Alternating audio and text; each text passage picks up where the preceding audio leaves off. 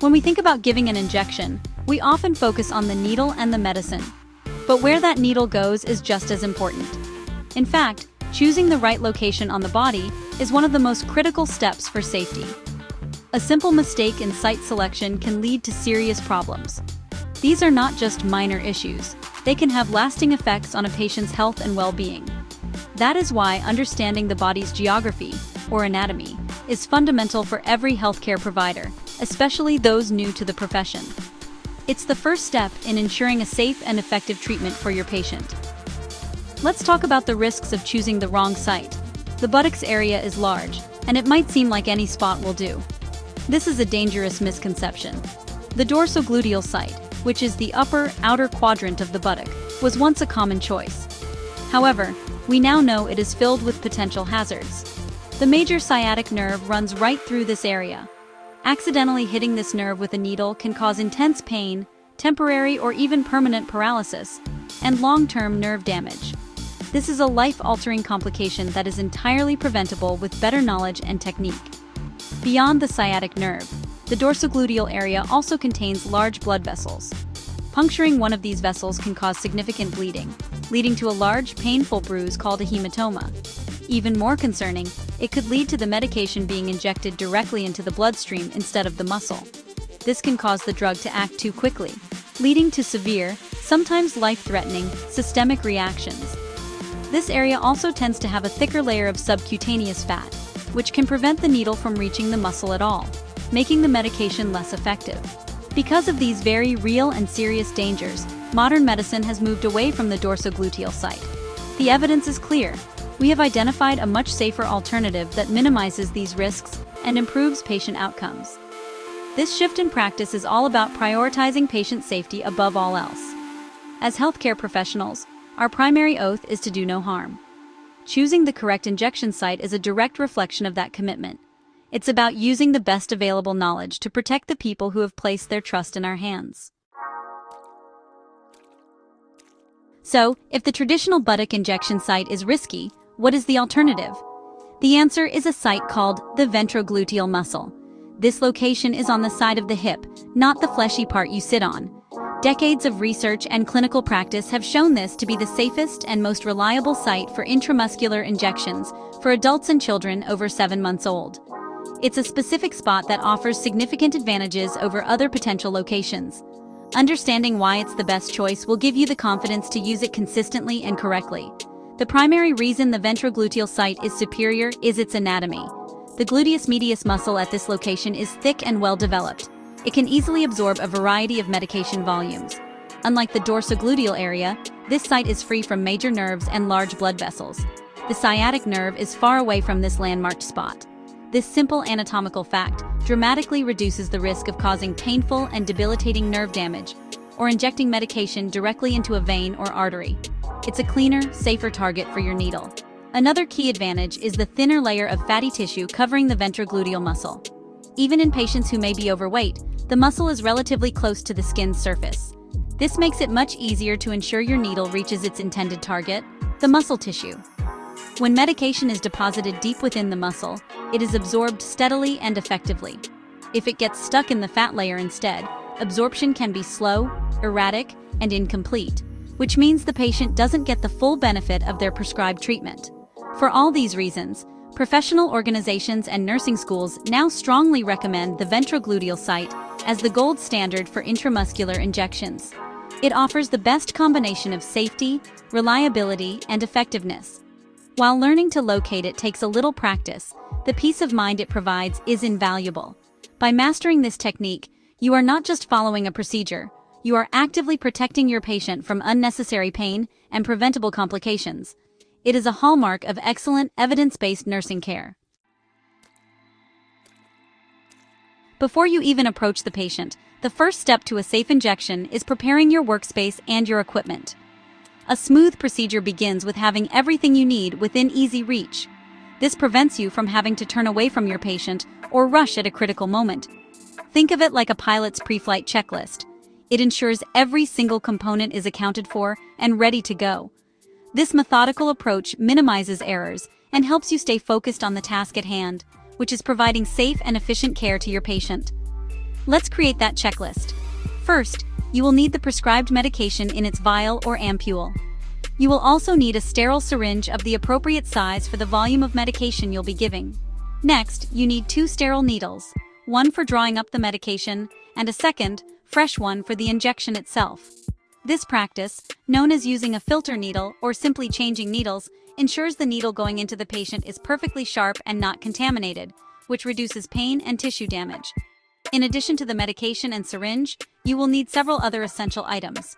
You must have alcohol swabs to disinfect both the medication vial's rubber stopper and the patient's skin.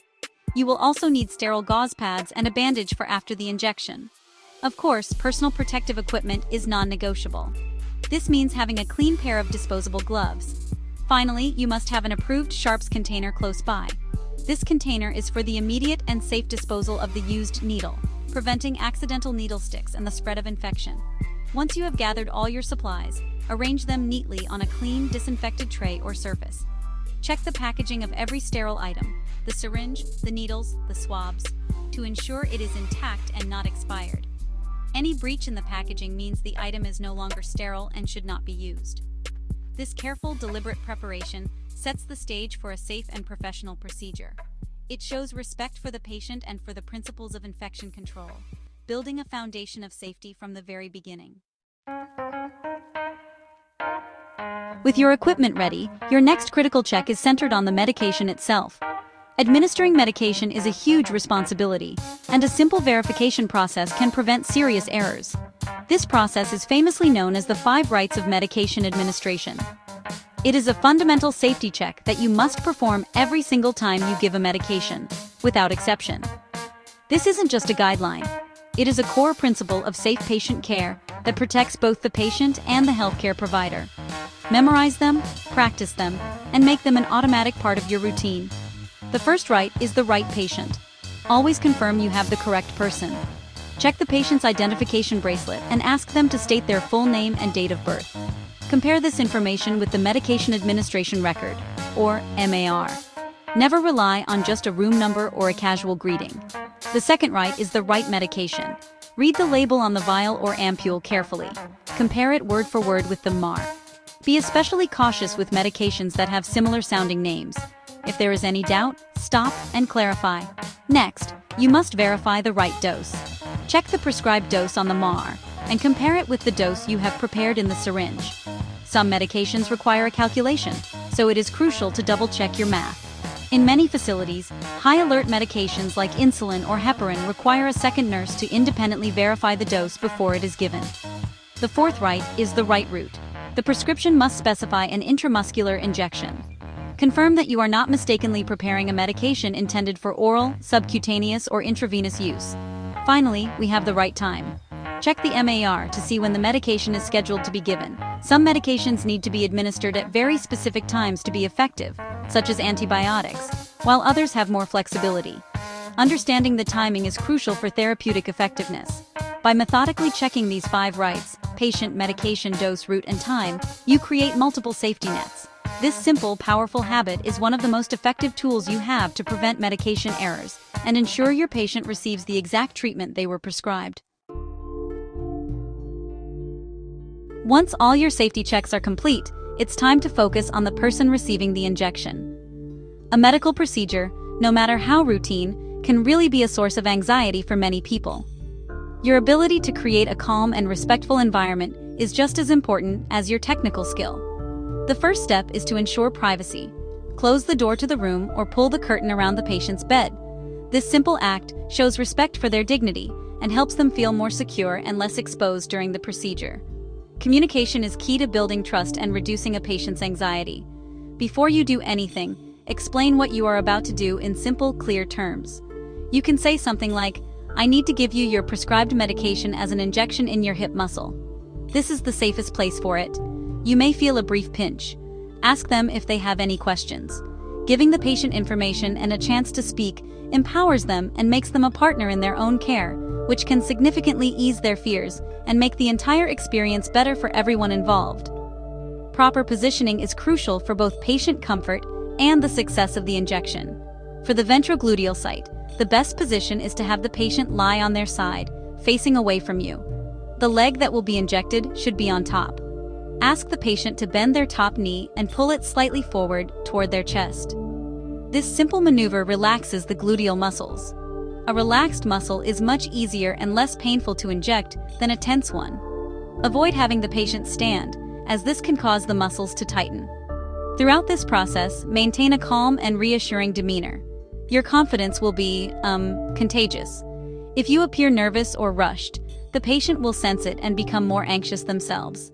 Speak in a steady, gentle voice. Let them know you are experienced and that you will be as quick and gentle as possible. By prioritizing their comfort, privacy, and emotional well-being, you are providing truly holistic care. You are not just treating a condition, you are caring for a human being. Now we arrive at the most important anatomical step, accurately locating the ventrogluteal injection site. Unlike the less precise dorsogluteal area, this site is found using specific bony landmarks on the hip. This method ensures you are in the right spot every single time. It might feel awkward at first, but with practice, it will become second nature. It is a skill that requires you to use your sense of touch to map out the patient's anatomy, so take your time and be deliberate in your actions. To begin, stand at the patient's side, facing their hip. You will use the hand opposite to the hip you are injecting.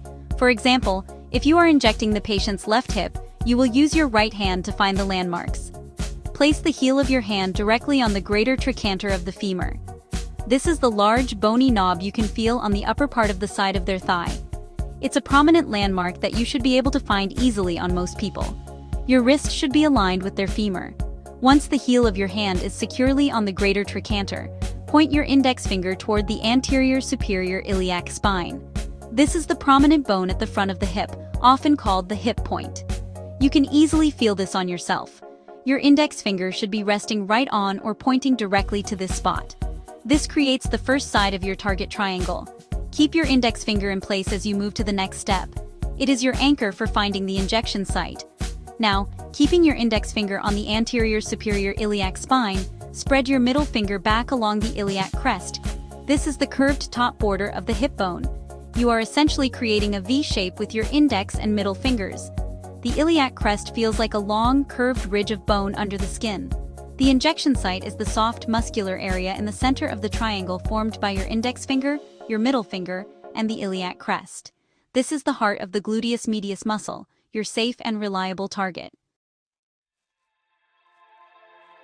You have found the correct site. Now it is time to administer the injection. The first step is to prepare the skin. Take a fresh alcohol swab and, starting from the center of your target triangle, wipe the skin in a firm, circular motion, moving outward. You should clean an area about 2 inches in diameter. This action pushes any bacteria on the skin away from the injection site. Once you have cleaned the area, it is very important to let the alcohol air dry completely. Do not blow on it or wave your hand over it, as this can reintroduce germs. Fanning also can cause the injection to sting more. With the site prepared, you are ready to give the injection. Uncap the fresh needle. Hold the syringe like a dart between your thumb and forefinger. With your other hand, the one you used to find the landmark, gently stretch the skin at the injection site taut. This is known as the Z-track method, which helps to seal the medication in the muscle and prevent it from leaking back out. For the ventrogluteal site, a 90-degree angle of insertion is crucial. Position the needle perpendicular to the flat surface of the skin at your target spot. In a quick, smooth, and confident motion, insert the needle all the way into the muscle. Do not hesitate or go in slowly, as this is more painful for the patient. A swift, dart-like motion is best.